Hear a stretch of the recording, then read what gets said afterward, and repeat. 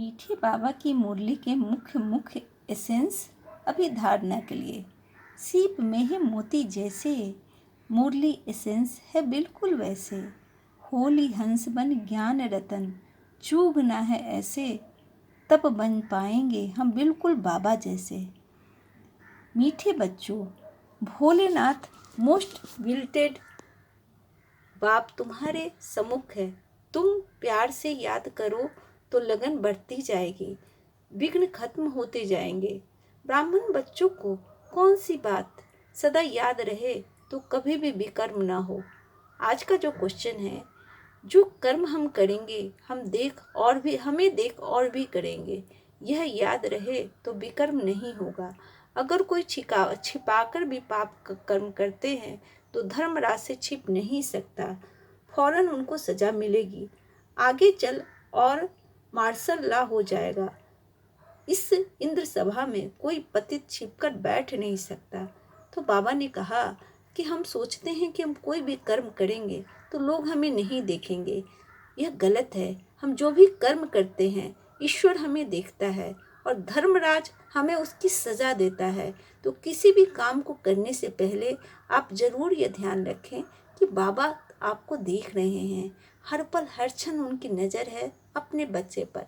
लौकिक जगत में भी जब हमारा बच्चा छोटा होता है तो हम उसका कितना ध्यान रखते हैं, उसके हर पल हर क्षण क्या हम पूरा ध्यान रखते हैं। हमें लगता है बच्चा कोई गलती तो नहीं कर रहा, बच्चे को कोई चोट तो नहीं लग गई।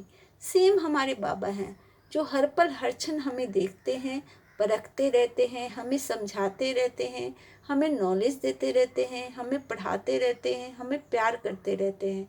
तो धर्मराज से बचना है तो हमेशा बाबा को फॉलो करना चाहिए, बाबा की श्रीमत पे चलना चाहिए। का जो गीत है, भोलेनाथ से निराला ओम शांति। यह समय बहुत नाजुक है, इसलिए कोई भी उल्टा कर्म नहीं करना है। कर्म अकर्म विकर्म की गति को ध्यान में रख सदा श्रेष्ठ कर्म करते रहना है।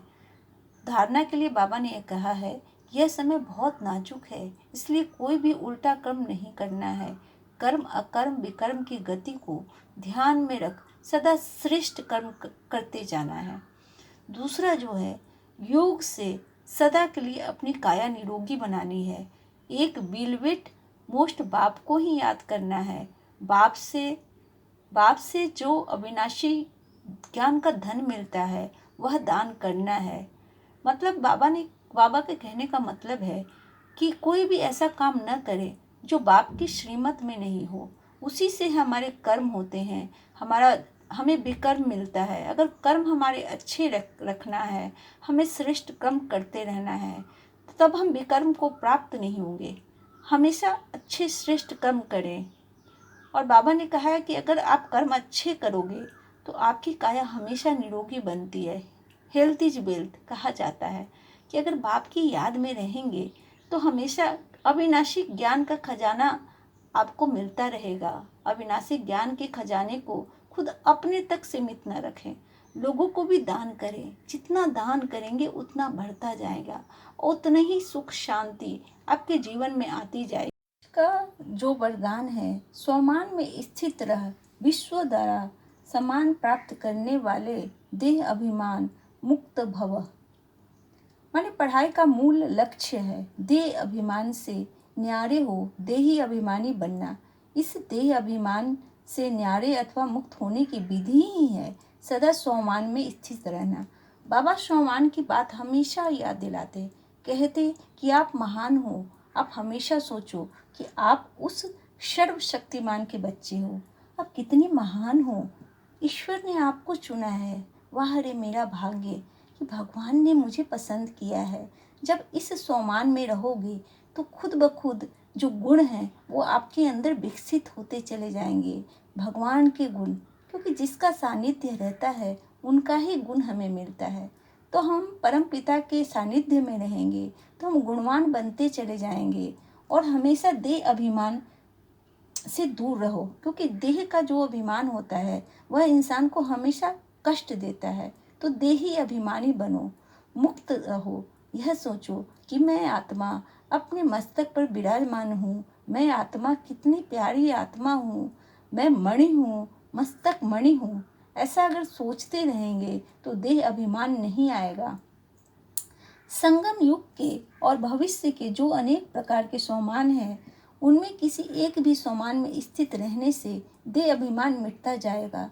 मानी बाबा ने इतने सारे सोमान दिए हैं, रोज हजारों सोमान बाबा देते हैं, रोज पढ़ाते हैं हमें मुरली के माध्यम से। अगर एक सोमान भी अगर हम धारण कर लेते हैं, दिल में उतार लेते हैं, तो हमें देह अभिमान नहीं आएगा। तो हम समझ जाएंगे कि यह दुनिया एक ड्रामा है और हम नाटक कर रहे हैं। इस नाटक में जितना अच्छा पात्र निभा सके हमारे हमारी ज़िंदगी के लिए उतना अच्छा है। और सिर्फ इसी ज़िंदगी के लिए नहीं, 21 जन्मों के लिए हमें बाप से वर्षा मिल जाती है। तो जो सोमान में स्थित रहता है उन्हें स्वतः मान प्राप्त होता है।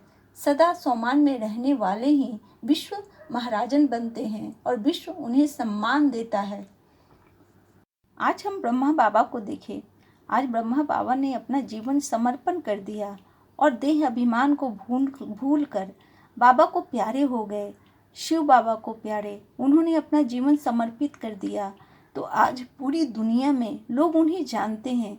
आज हजारों सेंटर बन चुके हैं और लोग आज उनको फॉलो कर रहे हैं। तो देह अभिमान खत्म होता है तो हमारा परमात्मा से कनेक्शन होता है, और जैसे जैसे परमात्मा से कनेक्शन होता जाता है हमारे अंदर हम देही अभिमानी बनते चले जाते हैं। आज का जो स्लोगन है, जैसा समय वैसा अपने को मोल्ड कर लेना, यही है रियल गोल्ड बनना।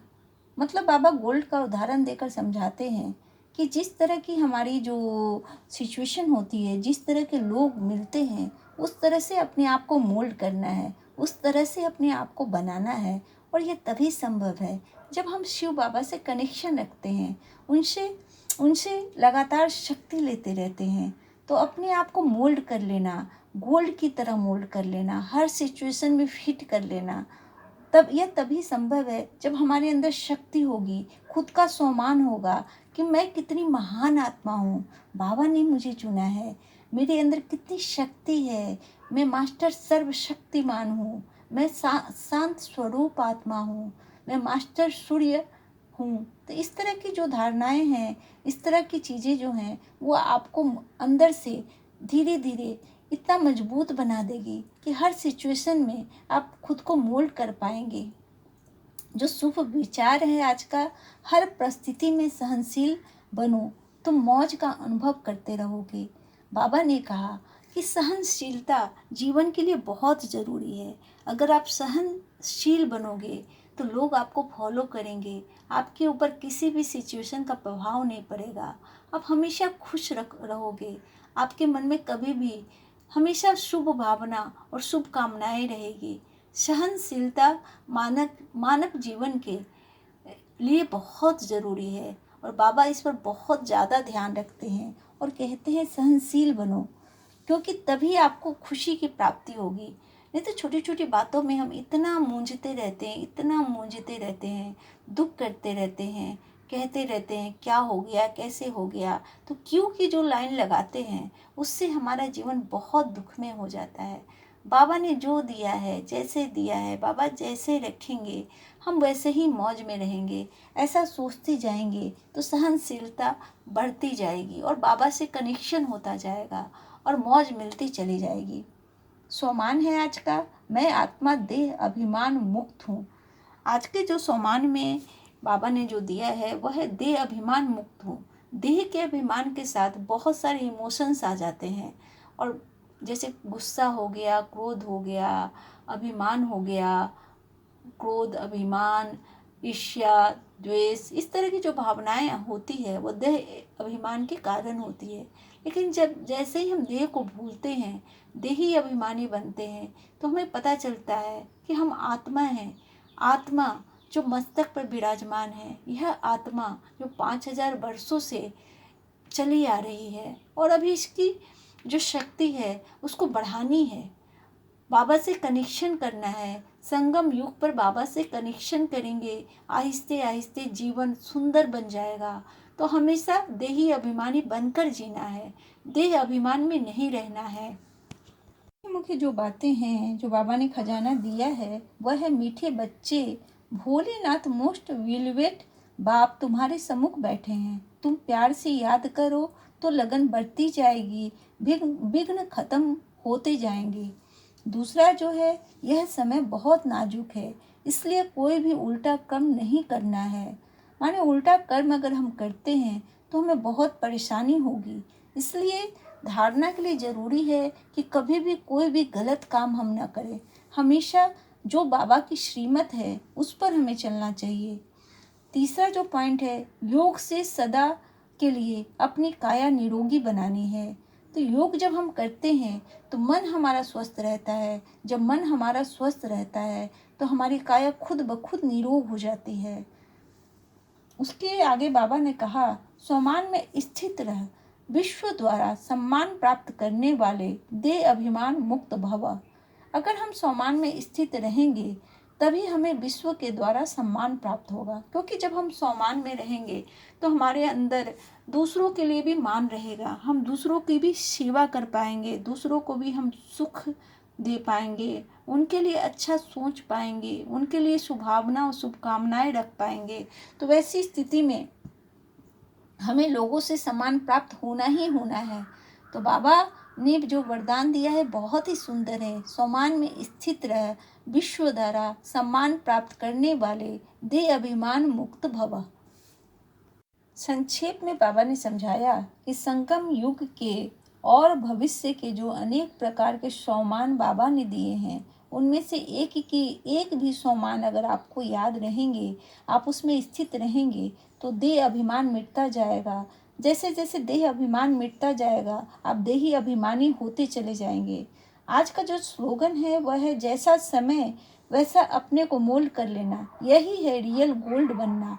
मतलब जिस तरह से का समय होता है उस तरह खुद को अगर हम मोल्ड कर लेंगे तो अपने आप हमारे जीवन में कभी कोई प्रॉब्लम्स नहीं आएगी। हम हर सिचुएशन में, हर परिस्थिति में बाबा के बनकर रहेंगे और हमें हमेशा सुख मिलेगा। और जो आज का ये है, आज का जो ईश्वरीय खजाना है, मैं श्रेष्ठ स्वमानधारी व देह अभिमान मुक्त हूँ। मैं श्रेष्ठ सोमानधारी हूँ। जो बाबा ने जितने भी सोमान दिए हैं उसको धारण करने वाला मैं बहुत श्रेष्ठ व्यक्ति हूँ। ऐसा अगर आप सोचते हैं तो खुद ब खुद बाबा से आपका कनेक्शन बनता जाता है, क्योंकि हम जितना श्रीमत पे चलते हैं उतनी हमें खुशी मिलती है, उतना ज़्यादा हम आगे बढ़ते चले जाते हैं। आज का जो अव्यक्त इशारा है बाबा का, जो करेक्शन और कनेक्शन करना जानते हैं वह सदा ही रूहानी नशे में होंगे। मतलब बाबा का कहना है कि अपनी लाइफ में आप अपने आप को चेक करते रहो और चेक करके कनेक्शन करते रहो कि माया आपको सता तो नहीं रही है। बाबा के जो सोमान है मैं उनको धारण कर रहा हूँ ना, बाबा की श्रीमत पर चल रहा हूँ ना। अगर श्रीमत में कहीं भी प्रॉब्लम आती है तो खुद को चेक करके और चेंज करें। बाबा यही कहना चाहते हैं। आज का जो सोमान है वह बाबा ने दिया है, मैं दिव्य गुणों शक्तियों से संपन्न श्रृंगारी आत्मा हूँ, श्रृंगारी मूर्त आत्मा हूँ। मतलब मेरे अंदर इतने दिव्य गुण हैं, इतनी ज़्यादा शक्तियाँ हैं, उन सब से श्रृंगार करने वाली मैं आत्मा हूँ। आज का जो योगाभ्यास है वह यह है, मैं सूक्ष्म वतन में बाप दादा के सम्मुख चमकीली फरिश्ता लाइट की ड्रेस में हूँ। बाप दादा ने मुझे बहुत ही मीठी दृष्टि दी है और दे रहे हैं। बाप दादा का वरदानी हाथ मेरे सिर पर है। बाप दादा के नैनों और हस्तों से निकलती दिव्य किरणों से मुझ फरिश्ते का दिव्य श्रृंगार हो रहा है।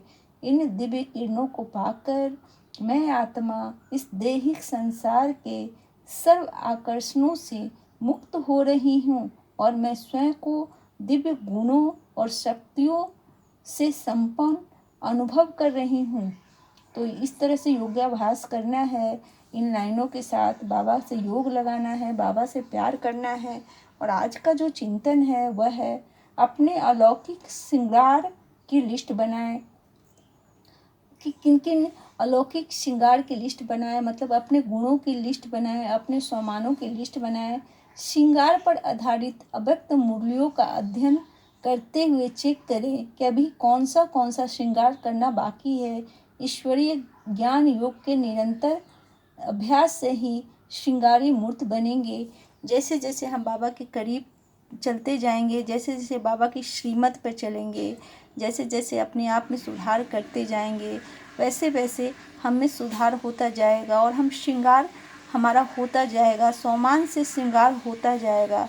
तो बाबा ने जो कहा है उस पर पूरा ध्यान देना है। आज की मुरली में बाबा ने बहुत ही सुंदर सुंदर हमें सम्मान दिया है, हमें समझाया है कि बच्चे कैसे आगे बढ़ना है, कैसे जीवन जीना है, कैसे बाप को याद करना है, कैसे देही अभिमानी बनकर जीना है।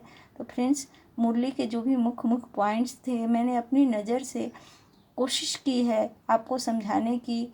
आगे भी मुरली का बहुत ज़्यादा ज्ञान है और इस ज्ञान में आप जैसे जैसे बढ़ते जाएंगे आपको ज्ञान होता जाएगा, वैसे वैसे आप बाबा से जुड़ते चले जाएंगे। अब बाबा से जुड़ने का मतलब है सर्व सुख की प्राप्ति करना। ओम शांति।